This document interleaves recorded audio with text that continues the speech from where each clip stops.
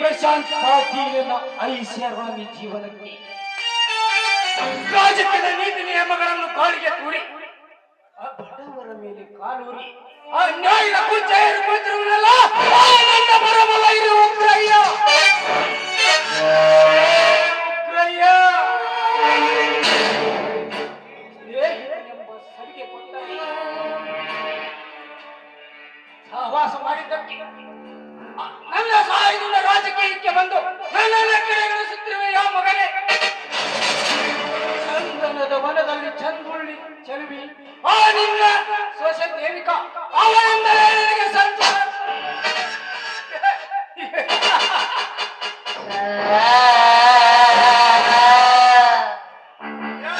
ಪಾಟೀಲ್ರೇ ಎಷ್ಟು ಆನಂದದಿಂದ ನಗುತ್ತಿರುವುದ ಯಾವ ಧರ್ಮದ ಕೆಲಸ ಕೈಗೊಂಡಿರುವೆ ಧರ್ಮದ ಕಾರ್ಯ ಕೈಗೊಂಡವರಿಗೆ ಬೆಲೆ ಜಾಸ್ತಿ ಗುರು ಈ ಸಮಾಜದಲ್ಲಿ ಸತ್ಯದಿಂದ ನಡೆಯುವವರ ಕಾಲ ಅಲ್ಲ ಕರ್ಮವಾದರು ಅಷ್ಟೇ ಧರ್ಮವಾದರು ಅಷ್ಟೇ ಏ ಪಾಟೀಲ ಹುಟ್ಟಿದೆ ಎಂದು ದುರಧಿಕಾರದಿಂದ ವರ್ತರಿಸಿದರೆ ಮಗನ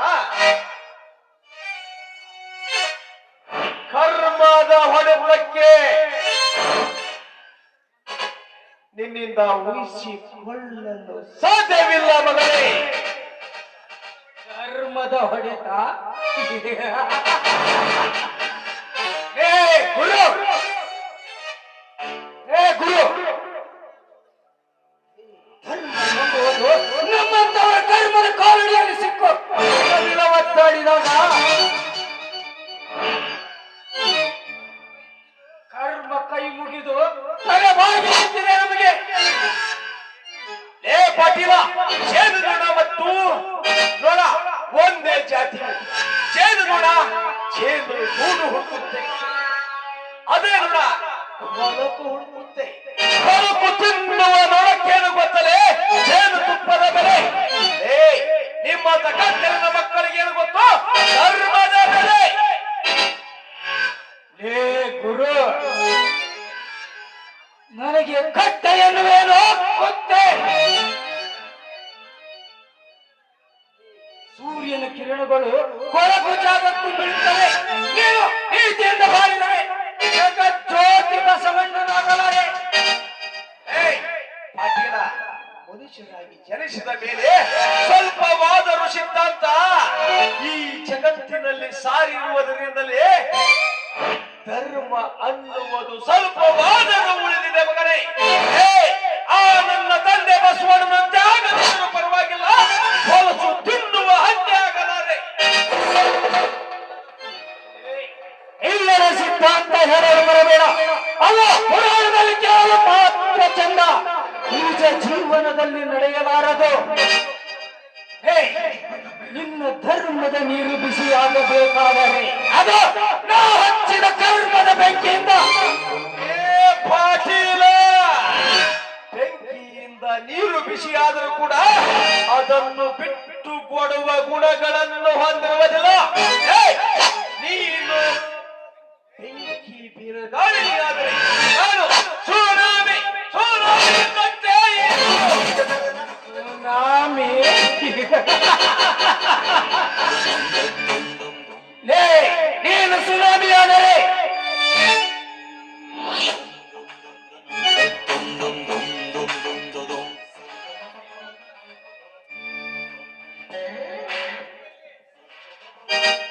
ನನ್ನ ತಕನ ದೃಷ್ಟಿಯಲ್ಲಿ ಹೊಂದಿಸಿದ್ದೇನೆ.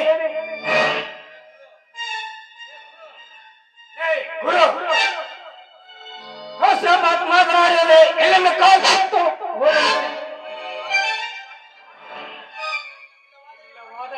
ಈ ಪಾಟೀಲ ಮಗತ್ತಾನೆ ಕಾಲ್ ಕೇಳಿ ಸಿಕ್ಕು ಸಾಯಬೇಕಾಗುತ್ತದೆ. ಪಾಟೀಲ ಆನೆ ಎಷ್ಟೇ ಶಕ್ತಿಶಾಲಿಯಾಗಿದ್ದರೂ ಬೆಟ್ಟ ಗುಡ್ಡವನ್ನು ತಳ್ಳಲು ಸಾಧ್ಯ ಇಲ್ಲ. ಬೆಟ್ಟವನ್ನು ಇರಿಕೊರೆದು ನಾಶ ಮಾಡುತ್ತದೆ ಪಾಟೀಲ, ನಾಶ ಮಾಡುತ್ತದೆ. ಶಕ್ತಿ ಮುಖ್ಯವಲ್ಲದೆ ಯುಕ್ತಿ ಮುಖ್ಯ. ಹಣದಿಂದ ಶಕ್ತಿಶಾಲಿಯಾಗಿರುವುದೆಂದು ಈಗ ರಾಡಿದರೆ ಮಗನ ಈ ಕ್ರಾಂತಿಯ ಹುಲಿಗೆ ಆಹುತಿ ಆಗ್ತೀಯ.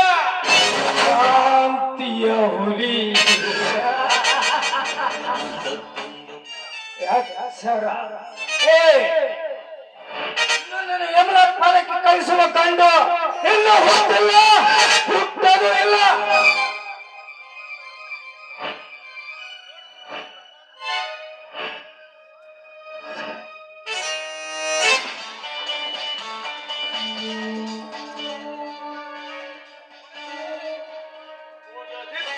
ಏನು ಮಾಡುವೆನೆ? ಬಲವಾಗಿ ಕಿತ್ತುಕೊಳ್ಳುವೆ. ನಿಮ್ಮಲ್ಲಿ ನಂಬಿದ್ದರೆ ನಮ್ಮ ಜಮೀನನ್ನು ಕಿತ್ತುಕೊಳ್ಳಿ ಮಕ್ಕಳ. ಒಂದು ವೇಳೆ ಕಿತ್ತುಕೊಳ್ಳದಿದ್ದರೆ ನಿಮ್ಮನ್ನು ಷಂಡರೆಂದು ಎನ್ನಬೇಕಾಗುತ್ತದೆ. ಏ ಗುರು, ನನಗೆ ಷಂಡನೆನ್ನುವೇನು? ಕತ್ತೆಯ ಮಗನೇ, ಕತ್ತೆಯ ಮಗ ಅಲ್ಲಲೇ ಕುತ್ತೆ. ಏ ಪಾಟೀಲ, ಕೊನೆಯದಾಗಿ ಒಂದು ಮಾತು ಹೇಳ್ತಾರೆ ಕೇಳು. ನೀನು ಪಾಟೀಲ, ಉಗ್ರಯ್ಯ, ನೀನು ನಮ್ಮ ತಂಟೆಗೆ ಬರಬೇಡಿ. ಒಂದು ವೇಳೆ ನಮ್ಮ ತಂಟೆಗೆ ಬಂದೇ ತೀರುತ್ತೇವೆ ಅಂದರೆ ಈ ಕಟ್ಟೋದು ಶಾರಾಯ್ ಫ್ಯಾಕ್ಟ್ರಿ ಅಂದ್ರೆ ಆ ಫ್ಯಾಕ್ಟ್ರಿ ಒಳಗೆ ನಿನ್ನ ನುಗ್ಗಿದು ಆದ ಸಮಾಧಿಯ ಮೇಲೆ ಈ ಹಜೀರ್ ಖಾನ್ ಸಭಾಮಂಡಪವನ್ನು ಹಾರಿಸಲಿದ್ದರೆ ನನ್ನ ಹೆಸರು ಗುರುನೇ ಅಲ್ಲ, ನಮ್ಮೇ ಫ್ಯಾಕ್ಟ್ರಿ ಆಗ್ತದೆ. ಆದ್ದರಿಂದ ವೈರಿಯಾಗಿ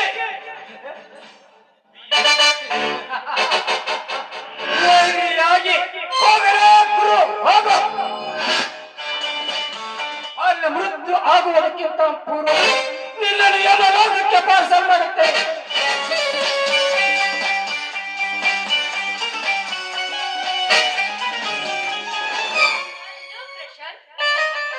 ಹಲೋ ದೇವಿಕಾ, ಹೇಗಿದೆ ನಿಮ್ಮ ದಾಂಪತ್ಯ ಜೀವನ? ಬೆಂಕಿ ಹಚ್ಚಿ ಆನಂದ ದಾಂಪತ್ಯ ಜೀವನ. ಯಾಕೆ ದೇವಿಕಾ ಇಷ್ಟು ಬೇಗ ಕಡಿಮೆ ಆಯ್ತೆ? ಆ ರವಿಕಾಂತನ ಮೇಲಿರುವ ನಿನ್ನ ಪ್ರೇಮ? ಪ್ರೇಮ ಪ್ರೇಮ ಪ್ರೀತಿಗೋಸ್ಕರ ನಾನು ಆ ರಾಮಚಂದ್ರನ ಮನೆಗೆ ಸೊಸೆಯಾಗಿ ಹೋಗಿಲ್ಲ. ನನ್ನ ಸೇಡು ಸೇಡು ತೀರ್ಕೊಳ್ಳಕ್ಕೆ ಹೋಗಿದ್ದೇನೆ ಅವರ ಮನೆಗೆ. ನೋಡು ದೇವಿಕಾ, ಗುಲಾಬಿ ಸಸಿಯನ್ನು ಎಷ್ಟು ಪ್ರೀತಿಯಿಂದ ಬೆಳೆಸಿದರು ಒಮ್ಮೊಮ್ಮೆ ಮುಳ್ಳು ಚುಚ್ಚುತ್ತವೆ. ಹಾಗೆ ನಮ್ಮ ಜೀವನದಲ್ಲಿ ಅತಿಯಾಗಿ ನಂಬಿದವರು ಮೋಸ ಮಾಡುತ್ತಾರೆ. ಇದೇನ್ ಪ್ರಶಾಂತ್, ನಿಮ್ಮ ಮನಸ್ಸಿಗೆ ಯಾರು ನೋವು ಮಾಡಿದ್ರು? ನೀನೇ ನನ್ನ ಹೃದಯಕ್ಕೆ ಕಿಚ್ಚು ಹಚ್ಚಿರುವ ದೇವಿಕಾ. ಮನಸ್ಸಿಗೆ ಗಾಯ ಮಾಡಿ ಆ ರವಿಕಾಂತನ ಮಂಚ ಅಲಂಕರಿಸಿರುವೆ. ನೋಡಿ, ವಿಧಿ ಇಲ್ಲದೆ ಆ ರವಿಕಾಂತನ ಮಂಚವನ್ನ ಅಲಂಕರಿಸಿದ್ದೇನೆ ನಿಜ, ಆದ್ರೆ ಮನಸ್ಪೂರ್ವಕವಾಗಿ ನನ್ನ ಮನವನ್ನು ಅವನಿಗೆ ಅರ್ಪಿಸಿಲ್ಲ. ಅಷ್ಟೇ ಅಲ್ಲ ದೇವಿಕಾ, ಈ ಸಮಾಜದಲ್ಲಿ ಪ್ರತಿಯೊಂದು ಹೆಣ್ಣು ಕೂಡ ಮನಸ್ಸಿಲ್ಲದವರ ಜೊತೆ ಬಾಳ್ವೆ ಮಾಡಲು ಸಾಧ್ಯವಿಲ್ಲ.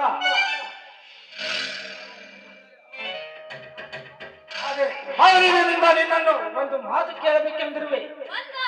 ಒಂದ್ಯಾಕೆ ಅದ್ಯಾವ ಮಾತು ಕೇಳಬೇಕಂತಿದ್ರಿ ಹೇಳಿ ಮಿಸ್ಟರ್ ಪಾಟೀಲ್ ಅವರೇ. ನಿನ್ನನ್ನು ನನ್ನ ಪ್ರಾಣಕ್ಕಿಂತಲೂ ಹೆಚ್ಚಾಗಿ ಪ್ರೀತಿಸುತ್ತೇನೆ. ನನ್ನ ಪ್ರೀತಿಯ ವಿಷಯ ಹೇಳಬೇಕೆನ್ನುವಷ್ಟರಲ್ಲಿ ರವಿಕಾಂತನನ್ನು ಮದುವೆಯಾಗಿ ಆ ರಾಮಚಂದ್ರ ಮನೆ ಸೇರಿದೆ. ನೀವ್ ಹೇಳುವ ಮಾತು 100% ಸತ್ಯ. ಅದೇನ್ ಮಾಡೋದು, ನಾನೀಗ ವಿವಾಹಿತ ಹೆಣ್ಣು. ಸುಖ ಇಲ್ಲದ ವಿವಾಹ ಸ್ಮಶಾನಕ್ಕೆ ಸಮಾನ ದೇವಿಕಾ. ಈ ಸಮಾಜದ ಬಗ್ಗೆ ನೀವು ತಲೆ ಕೆಡಿಸಿಕೊಳ್ಳಬೇಡ. ಈ ಸಮಾಜ ನಾವು ಹೇಗೆ ಬದುಕಿದರೆ ಮಾತನಾಡುತ್ತದೆ. ಒಪ್ಪುವುದಾದರೆ ನಿನ್ನನ್ನು ನಾನು ಮರು ವಿವಾಹ ಆಗುತ್ತೇನೆ.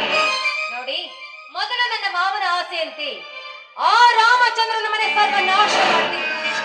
ಆ ನಂತರ ಬೇಕಾದ್ರೆ ಮುಂದೆ ನಾವು ಸಂಪೂರ್ಣವಾಗಿ ಮದ್ವೆ ಆಗೋಣ. ಏನಂತೀರಾ? ಮದುವೆ ಆಮೇಲೆ ಆದರಾಯ್ತು. ಈಗ ಹಕ್ಕಿಯಂತೆ ಹಾಡಿ ಕುಡಿಯಬಾರದೆ. ಅಯ್ಯೋ, ಇದು ಕೇಳೋದಕ್ಕೆ ನಾನು ಹಾಡಬೇಕು. ನನ್ನೊಲವೇ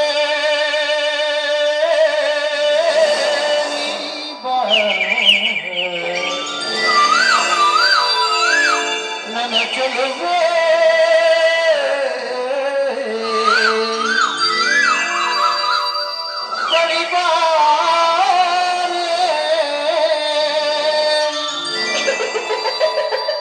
ಬಳಿ ಬಂದು ಸಿಹಿ ಮುತ್ತು ನೀಡು. ಸಿಹಿ ಮುತ್ತಿನ ಕಣಿ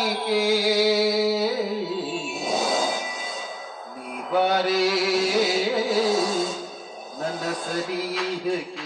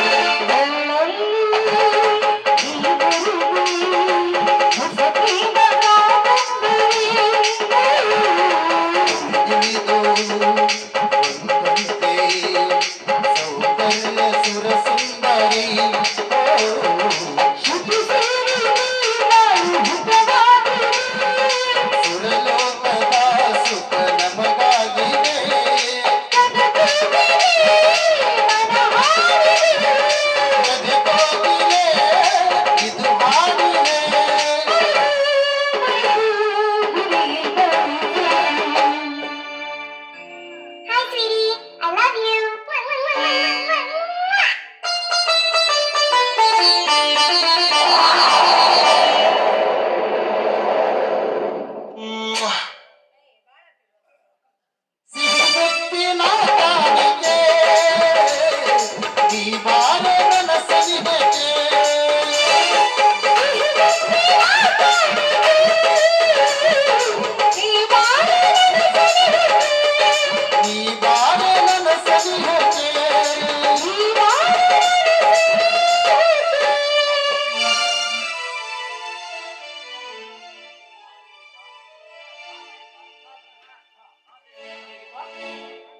ಹೇಳಬೇಕಾದ ವಿಷಯವನ್ನೇ ಮರೆತಿದ್ದೆ. ನಿಮ್ಮ ಮಾವ ನೀ ತಿಳಿದುಕೊಂಡಷ್ಟು ಒಳ್ಳೆಯವನಲ್ಲ. ನಿನ್ನ ಆಸ್ತಿಯನ್ನು ನೀನೇ ಕಾಪಾಡಿ. ಸರಿ, ನನಗೂ ಕೂಡ ನನ್ನ ಮಾವನ ಮೇಲೆ ಅನುಮಾನ ಇತ್ತು. ಆದಷ್ಟು ಬೇಗ ಅವನಿಂದ ನನ್ನ ಸರ್ವ ಆಸ್ತಿಯನ್ನು ತೆಗೆದುಕೊಂಡು ನೀನು ಹೇಳಿದ ಹಾಗೆ ಕೇಳ್ತೀನಿ. ಹೊತ್ತಾಯ್ತು. ಮನೆಯಲ್ಲಿ ನನಗೋಸ್ಕರ ನನ್ನ ದುಡ್ಡಾದ ನನ್ನ ಗಂಡ ಕಾಯ್ತಾ ಇರ್ತಾನೆ. ನಾನು ಹೋಗಿ ಬರ್ಲಿ. ಬಾಯ್. ಹೋಗು ದೇವಿಕಾ, ಹೋಗು. ನಿನಗೇನು ಗೊತ್ತು? ಈ ಪ್ರಶಾಂತ್ ಪಾಟೀಲ ನಮ್ಮ ಮಾಸ್ಟರ್ ಪ್ಲಾನ್. ಏ ಉಗ್ರಯ್ಯ, ಈ ಸಾಕಿನ ಸೊಸೆಯನ್ನೇ ನಿನ್ನ ವಿರುದ್ಧ ಎತ್ತಿ ಕಟ್ಟಿದ್ದಾಯಿತು. ಪಾಟೀಲ ಹೊಡೆದ ಕಲ್ಲು 2 ಹಕ್ಕಿಗಳನ್ನು ಬೇಟೆಯಾಡಿತು. ಒಂದು ದೇವಿಕಾ ಎನ್ನುವ ಹೆಣ್ಣು ಹಕ್ಕಿ, ಇನ್ನೊಂದು ಉಗ್ರಯ್ಯ ಎನ್ನುವ ಗಂಡು ಹಕ್ಕಿ. ದೇವಿಕಾ ಹಕ್ಕಿಗಳು ಉಗ್ರಯ್ಯನ ಸರ್ವ ಆಸ್ತಿಗೆ ನಾನೇ ಅಧಿಪತಿ.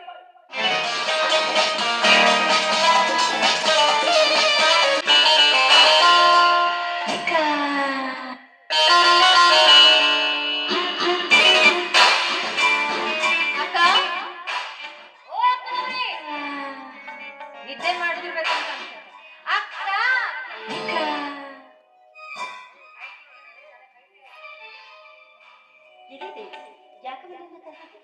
ಯಾಕೆ ಕರೀತಾರೆ? ಪೂಜೆ ಮಾಡ್ಬೇಕಾಗಿತ್ತು, ಅದಕ್ಕೆ. ನೋಡು, ನನ್ನ ಗಂಡನ ಮುಂದೆ ಇಲ್ಲಿ ಸಲದ ಚಾಡಿಯನ್ನು ಹೇಳಿ ನಮ್ಮಿಬ್ಬರ ಮಧ್ಯೆ ಜಗಳ ತಂದು ಹಚ್ತೀರಿ ನೀವು. ನೋಡಿ, ನಾನು ನನ್ನ ಫ್ರೆಂಡ್ ಮೀಟ್ ಆಗಕ್ಕೆ ಹೊರಗಡೆ ಹೋಗಿದ್ದೆ. ನನ್ನ ಗಂಡ ಬಂದಾಗ ಏನಾದ್ರೂ ಇಲ್ಲಿ ಸಲ ಚಾಡಿ ಹೇಳಿದ್ರಿ ಅಂದ್ರೆ ಆಗ ನಿಮ್ಗೂ ಇದೆ, ನನಗೂ ಇದೆ. ನಿನ್ನ ಗಂಡನ ಹತ್ರ ನಾನು ಯಾಕೆ ಇಲ್ಲ ಸಲದ ಚಾಡಿಯನ್ನ ಹೇಳಿ? ಅದು ಅಲ್ಲದೆ ನೀನೇನು ನನಗೆ ಹೇಳಿ ಹೋಗಿದ್ದೇನು? ಅಂದ್ರೆ ಈ ಮನೆ ಹಿರಿಯ ಸೊಸೆ ಎಂಬ ಅಧಿಕಾರದಿಂದ ನನ್ನನ್ನು ಪ್ರಶ್ನೆ ಮಾಡಿ ಕೇಳ್ತಾ ಇದೀಯಾ? ಅಂದ್ರೆ ನೀ ಹೇಳೋ ಮಾತು ನಾನು ಎಲ್ಲಿಗೆ ಹೋದ್ರು ಎಲ್ಲಿಗೆ ಬಂದ್ರು ನಿನ್ನನ್ನು ಕೇಳಿ ಹೋಗ್ಬೇಕಾ? ಏ ಆಫೀಸರ್ನ ಹೇಳ್ತೀನಿ ನಾನು. ಆಗಿರ್ಬೋದು, ನಿನ್ನ ಗಂಡ ಕೈ ತುಂಬ ಸಂಬಳವನ್ನು ತಂದು ಕೊಡ್ತಾ ಇರ್ಬೋದು. ಆದ್ರೆ ನನ್ನ ಗಂಡ ಕೂಡ ಹಗಲು ರಾತ್ರಿ ಅಲ್ಲದೆ ಈ ಭೂತಾಯಿ ಮಡಿಲಲ್ಲಿ ದುಡಿತಾ ಇದ್ದಾನೆ ಅನ್ನೋದನ್ನ ಮರಿಬೇಡ. ಅಯ್ಯೋ, ನೀವು ಬೆಳೀತಿರುವ ಬೆಳೆ ಒಂದು ಹೊತ್ತಿನ ಗಂಜಿಗೂ ಆಗೋದಿಲ್ಲ. ಅಂಥದ್ರಲ್ಲಿ ನನ್ನ ಗಂಡ ಬೆಳಿತಾನೆ, ನನ್ನ ಗಂಡ ಬೆಳಿತಾನೆ, ನನ್ನ ಗಂಡ ಬೆಳಿತಾನೆ ಅಂತ ಹೇಳ್ತಾ ಇದೆಯಲ್ಲ. ನನ್ನ ಗಂಡ ತಂದು ಹಾಕ್ತಾ ಇರ್ತದೆ. ದಿನನಿತ್ಯ 3 ಹೊತ್ತು ನೀವು ಊಟ ಮಾಡ್ತೀರೋ? ನಿನ್ನ ಗಂಡ ಕೈ ತುಂಬ ಸಂಪಾದನೆ ಮಾಡ್ತಾ ಇದ್ದಾನೆ ಅಂದ್ರೆ ನನ್ನ ಗಂಡ ನನ್ನ ಭಾವ ಕಷ್ಟಪಟ್ಟು ಬೆಳೆದು ದುಡ್ದಿರೋ ದುಡ್ಡಿಂದ ಅನ್ನೋದನ್ನ ಮರಿಬೇಡ. ಏನಂದಿ ನೀನು? ನಿನ್ನ ಗಂಡ ನಿನ್ನ ಭಾವ ದುಡ್ದು ನನ್ನ ಗಂಡನ ಕೆಲಸಕ್ಕೆ ಸೇರಿಸಿದ್ದಾರೆ ಅಂತ ಬಾಯಿಗೆ ಬಂದ ಹಾಗೆ ಮಾತಾಡ್ತಿದ್ದೀಯ. ಹೋಗಿ ನಿನ್ನ ಬಾಯಿ ಬಡಿಗೆ ಜೊತೆ ಮಾತಾಡ್ತಿದ್ದೀನಲ್ಲ, ಅದು ನನ್ನ ದಡ್ಡತನ. ಏನು ಅಡಿಗೆ ಮಾಡಿದೀಯೋ ಅಥವಾ ಬರೀ 24 ಗಂಟೆ ನಿದ್ದೆ ಮಾಡ್ತಾ ಶರಪಂಚ ನೋಡ್ತಾ ಇರ್ತೀವಿ? ನೋಡು, ನಿನ್ನ ಹತ್ರ ಮಾತಾಡೋಷ್ಟು ಸಮಯ ನನಗಿದೆ. ಮನೆ ಕೆಲಸ ಎಲ್ಲ ಮುಗಿದೋಗಿದೆ. ಅಡಿಗೆ ಮಾಡೋದು ತಡವಾಯ್ತು. ಈಗ ಹೋಗಿ ಅಡಿಗೆ ಮಾಡ್ತೀನಿ, ಬಂದು ತಿನ್ನು. ಬೇಗ ಮಾಡು. ನೀನು ಅಡಿಗೆ ಮಾಡ್ಕೊಳ್ಳೋ ವಿಷ ಹಾಕೊಳ್ಳು ಯಾವನೇ ಗೊತ್ತು. ಅಂತೂ ನಾ ನೆನೆಸುವಷ್ಟರಲ್ಲಿ ನನ್ನ ಜನ್ಮ ವೈರಿ ಬ್ರಹ್ಮ ಈ ಕಡೆನೇ ಬರ್ತಾ ಇದ್ದಾನೆ. ಬರ್ಲಿ ಇವತ್ತು ಮಿಕ್ಕ ಗಾಳಕ್ಕೆ ಬೀಳಕ್ಕೆ ತಕ್ಕ ಸಮಯ ತಾನಾಗಿ ಬದುಕಿ ಬಂದಿದೆ. ಬಿಟ್ರೆ ನಾ ಕೆಟ್ಟೆ. ಇವತ್ತೆದೆಯೋ ನನ್ನ ಕುತಂತ್ರದ ನಾಟಕ ಎಂಥದ್ದು ಅಂತ ಬ್ರಹ್ಮ ನಿನಗೆ ತೋರಿಸ್ತೀನಿ.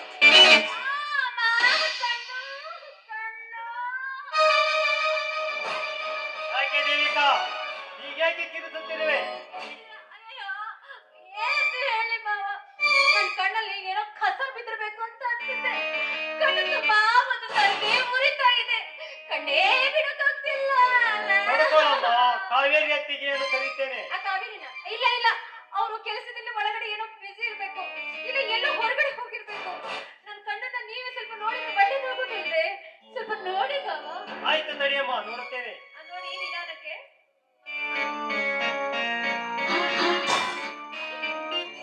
ಏನಿದು ಭಾವ, ಕಣ್ ನೋಡಿ ಅಂತ ಹೇಳಿದ್ರೆ ಮುತ್ತು ಕೊಡ್ಲಿಕ್ಕೆ ಬರ್ತಿದ್ದೀರಲ್ಲ, ಬರ್ಲಿಕ್ಕಾದ್ರೆ ನನ್ನ ಗಂಡ.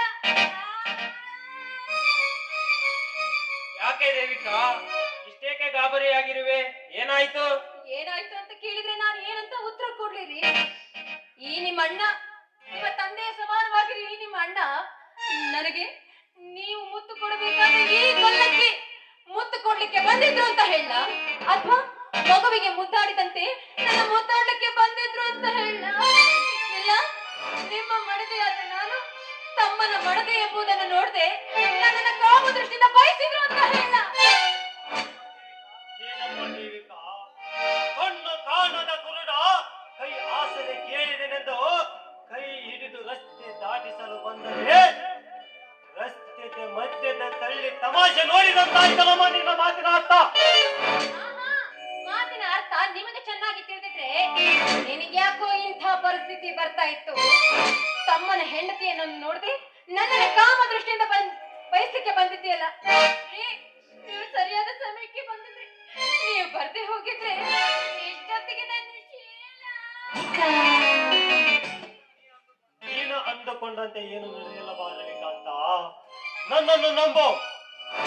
ಈ ಮನೆಯನ್ನು ಸ್ಮಶಾನ ಮಾಡಲು ಮೋಸದ ಮುಖವಾಡ ಧರಿಸಿ ನಮ್ಮ ರಕ್ತ ಸಂಬಂಧಕ್ಕೆ ಕೊಳ್ಳಿಡಲು ಬಂದಿದ್ದಾಳೆ ಈ ಚಾಂಡಾಲಿನಿ. ಮಿಸ್ಟರ್ ಬ್ರಹ್ಮ, ನೀವು ಮಾಡಿದ ಕುತಂತ್ರದಿಂದ ಪಾರಾಗ್ಲಿಕ್ಕೆ ನನ್ನನ್ನು ಈ ವಿಷಯದಲ್ಲಿ ಸಿಲುಕಿಸಬೇಡಿ. ರೀ, ಕೇಳಿದ್ರೇನ್ರಿ ನೀವು ಮಣ್ಣಾಡುವ ಮಾತುಗಳನ್ನ? ಕಣ್ಣೀರಿನ ಆಟ ಆಡಬೇಡ ದೇವಿಕಾ. ಹೆಣ್ಣಾಗಿ ಬಂದು ಹೆಮ್ಮಾರಿಯಾಗಿ ನಿಂತಿರುವ ಅಣ್ಣ ತಮ್ಮಂದಿರ ಮತ್ತೆ ಬೆಂಕಿ ಹಚ್ಚಲು. ಬೆಂಕಿ ಹಚ್ಚಿದವಳು ನನ್ನ ಹೆಂಡತಿ ಅಲ್ಲ. ತಮ್ಮ ಉಣ್ಣುವ ಎಡೆಯಲ್ಲಿ ವಿಷಲೇಪನ ಮಾಡಲು ಹೊಂದು ಹಾಕಿದ ಘಟ ಸರ್ಪ ನೀನು ಮೋಸಗಾರ. ವಿಷಲೇಪನ ಮಾಡುವ ಘಟ ಸರ್ಪ ನಾನಲ್ಲ ಸಹೋದರ. ಬಲಗೈಯಲ್ಲಿ ತುತ್ತು ತೋರಿಸಿ ಎಡಗೈಯಲ್ಲಿ ಕೋಟಕ ವಿಷ ಉಳಿಸಲು ನಮ್ಮ ಮನೆಗೆ ಸಜ್ಜಾಗಿ ಬಂದಿರುವರೋ ಇವರು ಈ ಮೋಸದ ಮೋಹಿನಿ. ನನ್ನ ಹೆಂಡತಿಗೆ ಮೋಹಿನಿ ಎನ್ನುವೇನೋ ಪಾಪಿ. ಇನ್ನೊಂದು ಹಾಕ, ಈ ಒಂದಕ್ಕೆ ಸುಮ್ಮನಾದ್ರಲ್ಲ. ಹೋಗ್ಲಿ ಬಿಡಿ. ನೀವು ಹೊಡೆದು ನಿಮ್ಮ ಕೈನ ಯಾಕೆ ಹೊಲಸು ಮಾಡ್ಕೊಳ್ತೀರ? ಅಡಕೆಗೆ ಹೋದ ಮಾನ ಆನೆ ಕೊಟ್ಟರೂ ಬಾರದಂತೆ. ಇವನಿಗೆ ನೀವೆಷ್ಟೇ ಹೊಡೆದ್ರು ಹೋದ ನನ್ನ ಮಾನ ವಾಪಸ್ ಬರುತ್ತೇನ್ರಿ? ಖಂಡಿತವಾಗ್ಲೂ ಬರೋದಿಲ್ಲ. ನಮಗೆ ಈ ಮನೇಲಿ ಇರೋದೇ ಬೇಡ. ಹೊರ ಕಳಿಸ್ಬಿಡಿ. ನೀವೇನಾದ್ರೂ ಹೋಗ್ತಿದ್ರೆ ನಾನು ನನ್ನ ತವರ ಮನೆಗೆ ಹೋಗ್ತೀನಿ. ಹೌದು ದೇವಿಕಾ, ನೀನು ಹೇಳುವುದು ನಿಜ. ಹರಿದ ಚಪ್ಪಲಿಯನ್ನು ಬೇಕಾದರೂ ನಂಬಬಹುದು, ಏಕೆಂದರೆ ಅದು ನಾವು ಮನೆಗೆ ತಲುಪುವವರೆಗೂ ಬರುತ್ತದೆ. ಆದರೆ ಬೆನ್ನಿಗೆ ಬಿದ್ದವನು ಕಾಲಲ್ಲಿ ಮೆಟ್ಟುವ ಮೆಟ್ಟಿಗಿಂತಲೂ ಕೀಳಾಗಿದ್ದಾನೆ. ಈ ರಾಕ್ಷಸಿಯ ಮಾತಿಗೆ ಮಾನ್ಯತೆ ಕೊಟ್ಟು ನನ್ನನ್ನು ಕಾಲಲ್ಲಿ ಮೆಟ್ಟುವ ಮೆಟ್ಟಿಗಿಂತ ಕೀಳಾಗಿ ಕಂಡಿಯ ಸಹೋದರ. ನಾವಿಬ್ಬರು ಒಂದೇ ತಾಯಿ ಮಕ್ಕಳು. ನನ್ನ ಮೇಲೆ ಅಪನಂಬಿಕೆಯೇ ನಿನಗೆ? ಅಕ್ಕರೆ ಇಲ್ಲದ ಸಂಬಂಧಕ್ಕೆ ಬಿಕ್ಕಿ ಬಿಕ್ಕಿ ಅತ್ತರೇನು? ಅದು ಕೊಡುವುದು ಬೇವಿನ ಕೈಯೇ ಹೊರತು ಬೆಲ್ಲದ ರುಚಿಯಲ್ಲ. ಬೆಲ್ಲಕ್ಕೆ ಒಂದು ಹನಿ ಬೇವಿನ ವಿಷ ಬಿದ್ದರೂ ಇಲ್ಲಿ ಬೆಲ್ಲವೆಲ್ಲ ಕೈ ಹಾಕುವುದು ಸಹೋದರ. ಈ ತುಂಬಿದ ಈ ಧರ್ಮದ ಕೋಟೆಗೆ ವಿಷ ವಿಷ ಹಿಂದಲು ನಮ್ಮನೆಗೆ ಸಜ್ಜಾಗಿ ಬಂದಿರುವವಳು ಇವಳು. ಮಾಡುವುದೆಲ್ಲ ಅನಾಚಾರವನ್ನು ಮಾಡಿ ನನ್ನ ಹೆಂಡತಿಗೆ ಚಾಂಡಾಲಿನಿ ಎನ್ನುವೇನೋ ಕಾಮುಕ. ದೇವಿಕಾ, ಇಂಥ ನಡತೆಗೆಟ್ಟವರ ಜೊತೆ ಇದ್ದರೆ ನಮಗೂ ಮರ್ಯಾದೆ ಇರುವುದಿಲ್ಲ. ನಡೆ, ಮನೆ ಬಿಟ್ಟು ಹೋಗೋಣ. ಅಯ್ಯೋ, ಇದೆಂಥ ಕೆಲಸವಾಯ್ತು? ಈ ಪಾಪಿ ಬ್ರಹ್ಮನನ್ನ ಮನೆಯಿಂದ ಹೊರಗೆ ಹಾಕ್ಬೇಕು ಅಂತ ಪ್ರಯತ್ನ ಪಟ್ಟು ಇವನ್ ನೋಡಿದ್ರೆ ನಾವೇ ಮನೆ ಬಿಟ್ಟು ಹೋಗ್ಬೇಕು ಅಂತಿದ್ದಾನಲ್ಲ. ಏನ್ ಮಾಡ್ಲಿ? ಹಾ ರೀ, ನಾನು ಮಾತ್ರ ಈ ಮನೆ ಬಿಟ್ಟು ಬರೋದೇ ಇಲ್ಲ. ಯಾಕೆಂದ್ರೆ ತನ್ನ ಸುಖಕ್ಕೋಸ್ಕರ ತನ್ನ ಗಂಡನನ್ನ ಮನೆಯಿಂದ ಹೊರ ಕರ್ಕೊಂಡು ಬಂದ್ಲು ಅಂತ ಜನರ ಮನುಷ್ಯನಿಗೆ ನಾನು ಗುರಿ ಆಗ್ಬೇಕಾ? ಇಲ್ಲ, ನಾನು ಮಾತ್ರ ಈ ಮನೇಲೇ ಇರ್ತೀನಿ. ಮನೆ ಬಿಟ್ಟು ನಾನು ಎಲ್ಲಿಗೂ ಬರೋದಿಲ್ಲ. ನಿಮ್ಮದು ಇದೇ ಕಡೆ ಮಾತೆ. ನೋಡಿದೆ ಏನೋ ನನ್ನ ಹೆಂಡತಿಯ ಒಳ್ಳೆಯ ಗುಣ. ದೇವಿಕಾ, ನಿನ್ನಂತ ಒಳ್ಳೆಯವಳು ಇಂಥವರ ಜೊತೆ ಇರುವುದು ಬೇಡ. ನಡೆ, ಹೋಗೋಣ. ಇಲ್ಲ, ನಾನು ಮನೆ ಬಿಟ್ಟು ಬರೋದಿಲ್ಲ. ನಿನ್ನದು ಇದೇ ಕಡೆಯ ಮಾತೆ. ಹಾಗಾದರೆ ನೀನೇ ಇರು ಈ ಮನೆಯಲ್ಲಿ, ನಾನೇ ಹೋಗುತ್ತೇನೆ. ನಿಲ್ಲು ರವಿಕಾಂತ, ನಿಲ್ಲು. ನಾನು ನಿನ್ನ ದೃಷ್ಟಿಯಲ್ಲಿ ದುಷ್ಟನಾಗಿರುವೆ. ಈ ದುಷ್ಟನಿಂದ ನೀನೇಕೆ ಮನೆ ಬಿಟ್ಟು ಹೋಗುತ್ತೀಯಾ? ನಾನೇ ದೂರ ಹೋಗುತ್ತೇನೆ. ಆದರೆ ಅಣ್ಣನ ಮುಂದೆ ಈ ವಿಷಯ ಮಾತ್ರ ಹೇಳಬೇಡ. ಈ ವಿಷಯ ಕೇಳಿದರೆ ಅವನ ಹೃದಯ ಒಡೆದು ಚೂರು ಚೂರು ಆಗುವುದು ಖಂಡಿತ. ನಿನಗೊಂದು ಕಿವಿ ಮಾತು ಸಹೋದರ, ಬೂದಿ ಮುಚ್ಚಿದ ಕೆಂಡವನ್ನು ನಂಬ, ಆದರೆ ಮುಖಕ್ಕೆ ಬಣ್ಣ ಹಚ್ಚುವ ಇಂಥ ವಿಷ ಮಾತಿಕೆಯನ್ನು ಮಾತ್ರ ನಂಬಬೇಡ. ಒಂದು ವೇಳೆ ನಂಬಿದ್ದೆ ನಿಜವಾದರೆ ನಿನ್ನ ಹೃದಯಕ್ಕೆ ಚಿತ್ರ ಹಚ್ಚುವಳು ಖಂಡಿತ. ಬರುತ್ತೇನೆ ರವಿಕಾಂತ, ಮತ್ತೆ ನಿನಗೆ ಸತ್ಯ ಸಂಗತಿಯನ್ನು ತಿಳಿಸಲು.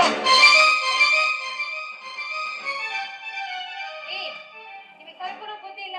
ದೇಹ ಬೆಳೆದಿದೆ ಹೊರತು ಬುದ್ಧಿ ನಯ ಪೈಸಲು ಇಲ್ಲ. ಹೊತ್ತಾಯ್ತು, ಬರೀ ಒಳಗೆ ಹೋಗೋಣ. ನಿಲ್ಲು ದೇವಿಕಾ, ಇದೇ ಸಂತೋಷಕ್ಕೆ ಇನ್ನೊಂದು ನುಡಿಸಬಾರದೆ ನಿನ್ನ ಏನು ಗಾನಲಹರಿ. ಏನ್ ಕಾಣಲಾರಿ? ಗಾನಲಹರಿ. ಗಾನಲಹರಿ, ಗಾನಲಹರಿ ನಪ್ಪ ತಾಳಲಾರಿ. ನಡೆದು ಬಾಗಲ್ಲಗೆ ನಾ ಮುಡಿಸುವೆ ಮಲ್ಲಿಗೆ.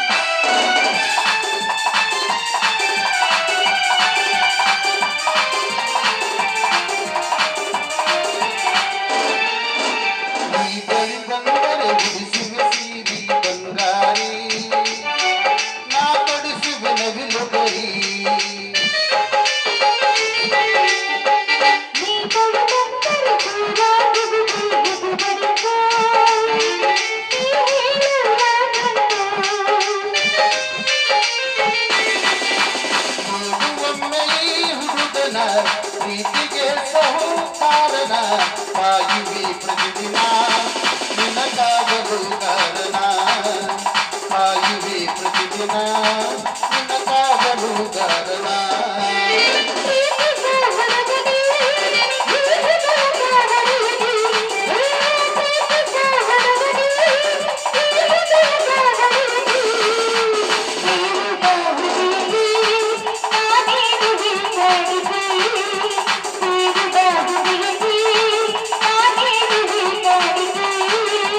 la la la la la la la la la la la